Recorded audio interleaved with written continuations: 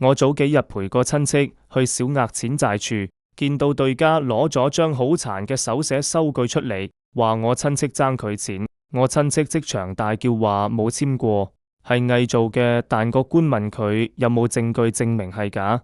喂，你知唔知啊？原來而家嘅法律規定，如果你想質疑對方份檔係假嘅，唔係淨係大大聲就得，你係有責任提出基礎證據，例如揾筆跡專家驗證，或者證明嗰段時間你根本唔喺香港，冇可能簽名。如果你就咁得個講字，法官多數會覺得你嘅口供唔夠力。所以呢，平時如果簽收據俾人，最好用自己嘅原子筆影低相留底，同埋千祈唔好簽空白嘅紙，或者亂咁喺啲隨手撕落嚟嘅爛紙上面簽名，咁樣好易俾人移花接木。